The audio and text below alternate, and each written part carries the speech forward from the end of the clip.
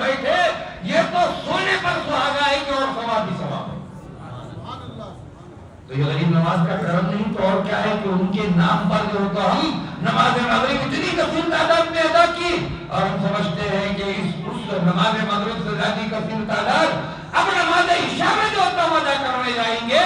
اور جب یہ نماز عشاء ہم نے پڑھ لی اللہ کے پیارے حبیب صلی اللہ علیہ وسلم کے طریقے پر عمل پیرا ہونا ہمارے لیے کامیابی کی دلیل ہے. اب ہمارے آقا صلی اللہ علیہ وسلم فرماتے ہیں کہ اب تم نے نماز عشاء پڑھی اب تم نماز فجر کے انتظام میں اگر تم سو جاؤ گے تو ساری رات تمہارے لیے عبادت میں جو لکھ دی جائے گی. ساری رات تم نمازیں پڑھ رہے ہو اس میں جو تمہاری گنتی کی جائے گی. اب ساری رات اس رات کے درمیان میں عشاء سے فجر کے درمیان میں اگر ہمیں غسل کی حاجت ہے لیکن نیت ہے ہماری کہ ہم نماز فجر پڑھیں گے تو عبادت میں داخل ہو گئے. یہ عظیم نعمت اگر موت کو سمجھتے ہو تو اللہ کے پیارے حبیب صلی اللہ علیہ وسلم کی پیاری پیاری سنتوں پر اے مسلمانوں عمل پیرا ہو جاؤ اور نمازوں پر قائم اور دائم ہو جاؤ. دیکھو موت جو تو ہمارا کچھ نہیں بگاڑ سکتی. موت سے کس کی رسوگاری ہے آج اس کی تو کل ہماری باری ہے. موت سے ڈرنا کیسا؟ موت سے ڈرنا نہیں ہے بلکہ ہمیں یہ سمجھنا ہے کہ اللہ نے جب یہ عظیم نعمت ہمارے دو تو سب سے بڑا احسان کب جتایا کہا کہ تجھے میں نے موت دے دی اب بھی تو اللہ کی نعمت کو جو تو جھٹلائے گا اللہ کی نعمت سے دور بھاگے گا کہ نہیں اللہ کی نعمت کچھ نہیں ہے معاذ اللہ استغفر اللہ. اس سے بڑی اور کون سی نعمت ہوگی؟ جب موت آئے گی تو دیدار الہی نصیب ہوگا اور جب قبر میں ہم تشریف لے جائیں گے تو آقا دو جہان نبی کریم صلی اللہ علیہ وسلم کا دیدار نصیب ہوگا. مسلمانوں تو آنکھ دیکھی نہیں دل ہے پہچانتا قبر میں آئیں گے جب میرے مصطفیٰ اٹھ کے کہہ دوں گا با احترام تم پہ لاکھوں درود اور سلام. اب دیکھیے سرکار غریب نواز کا معاملہ تو یہ بھی سننا چاہتے ہوں گے نا. سرکار غریب نواز کا جو شکم مادر میں جو تو لا الہ الا اللہ محمد رسول اللہ پڑھنا یہ پہلی کرامت ہے نا. شکم مادر سے جب آپ دنیا میں تشریف لائے سرکار غریب نواز جب ماں شکم یعنی پیٹ ماں کے پیٹ سے جب دنیا میں تشریف لائے تو آپ کو مجھ سے پہلے جو خطاب کیا گیا عبد المقتدر قادری صاحب کا انہوں نے کہا کہ کھانا کھلانا لنگر لٹانا یہ کچھ شعور میں آنے کے بعد غریب نواز نے نہیں کیا.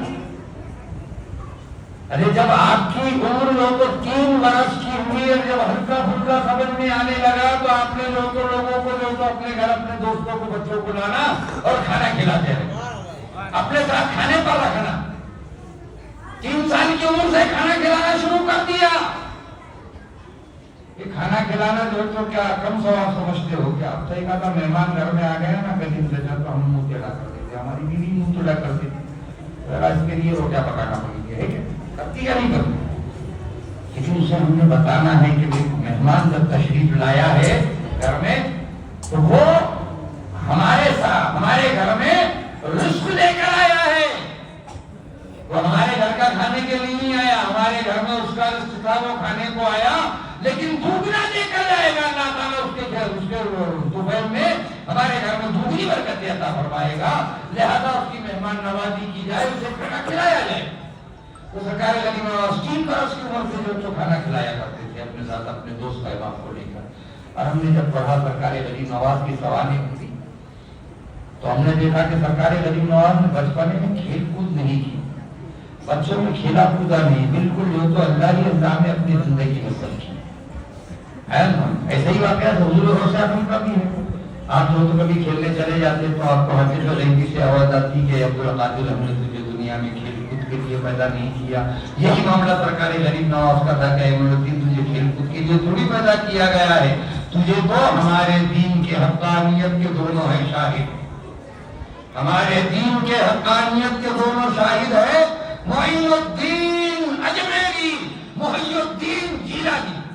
یہ دونوں کو تو یہ کام یہ دیا گیا تھا کہ تم دین حنیف کو دوبارہ زندہ کرنے والے ہو. تم جب دین حنیف کمزور پڑ جائے گا تو اے معین الدین اور اے محی الدین تمہیں جو تو دوبارہ جو تو دین حنیف کی تبلیغ کرنے کے لیے ہم نے پیدا کیا ہوا ہے. ہم نے دیکھا کہ ہند کے سرزمین پر سرکار غریب نواز تشریف لائی. لوگ کہتے ہیں اللہ کے ولیوں کی بارگاہ میں جانا شرک ہے، بدعت ہے، قبروں پر جانا شرک ہے، بدعت ہے،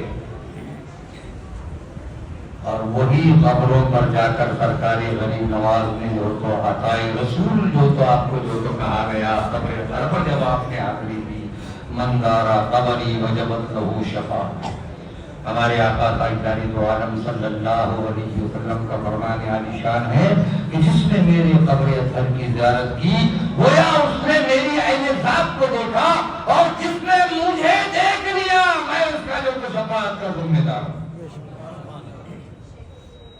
بتائیے ہمارے آقا صلی اللہ علیہ وسلم فرما رہے ہیں کہ قبر اطہر کی زیارت کرنے والے کے لیے میری بشارت ہے میری قبر اطہر کی زیارت، تو پتہ یہ چلا کہ قبروں کی زیارت کرنا ہمارے آقا صلی اللہ علیہ وسلم کا طریقہ ہے، کیونکہ تو جنگ احد ہوا، جنگ بدر ہوا، ان کے شہیدوں کی بارگاہ میں، ان شہیدوں کی بارگاہ میں ہمارے آقا صلی اللہ علیہ وسلم تشریف لے جایا کرتے تھے اور سلام عرض کرتے تھے۔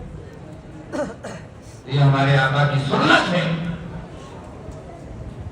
تو خواجہ خواجگان عطائے رسول سرکاری غریب نواز ہند کی سرزمین پر جب تشریف لائے تو میں نے کہا کہ اللہ تعالیٰ اپنے محبوب بندوں کی محبت مخلوق کے سینے میں ڈال دیتا ہے، دنیا کی تمام شے کے جو تو سینے میں محبت ڈال دیتا ہے۔ جب آپ جو تو مشرکین میں بیٹھے تو آپ سے کہا گیا کہ آپ اگر رضا اللہ کرتے ہو تو آپ کے اللہ کا کوئی ایسا جلوہ دکھائیے کہ ہم قائل ہو جائے کہ اللہ ایک ہے، ہم مان لیں کہ اللہ ایک ہے، ہم سمجھ لیں کہ اللہ ایک ہے۔ تو کہا کہ کیا دیکھنا چاہتے ہو؟ کہا یہ آگ جل رہی ہے، اس آگ میں ہاتھ ڈال دو، اگر آپ کا ہاتھ نہیں جلتا ہے تو ہم سمجھیں گے کہ آپ کا اللہ جو تو واقعی اللہ عز و جل ہے، اگر آپ کا ہاتھ جل جائے گا تو ہم سمجھیں گے کہ اللہ نہیں ہے، سب کچھ ہمارے ہی جو تو ہے نا۔ تو سرکار غریب نواز نے فرمایا کہ میرا ہاتھ ڈالو، میرا ہاتھ اس آگ میں ڈالا جائے یا پھر میری جو تو پیر میں جو کھڑا ہے وہ ڈالو۔ شاید اور بھی اچھی بات ہے، آپ کے پیر میں جو کھڑا ہوا ہے جو لکڑی کی چپل ہوتی ہے نا، کھڑا ہو گئے اپنے خادم سے جو تو اپنے پیر سے کھڑا ہوا نکالا، اس کے ہاتھ میں دیا، کہا جاؤ اس آگ میں لے جا کے ڈال دے۔ اس نے وہ کھڑا ہوا لیا، آگ میں ڈال دیا، دہکتی ہوئی آگ میں وہ کھڑا ہوا ڈالا گیا۔ گھنٹوں بیٹھے سرکار غریب نواز اور ان کے اطراف میں مشرکین گھنٹوں بیٹھے رہے۔ اس کے بعد سرکار غریب نواز نے پھر اپنے خادم سے کہا کہ جاؤ وہ کھڑا ہوا نکال کر لا لے۔ وہ خادم گیا، آگ میں ہاتھ ڈالا، وہ کھڑا ہوا نکال کر لا لیا۔ نہ خادم کا ہاتھ جلا نہ کھڑاؤ پر جو تو آگ نے کوئی اثر کیا۔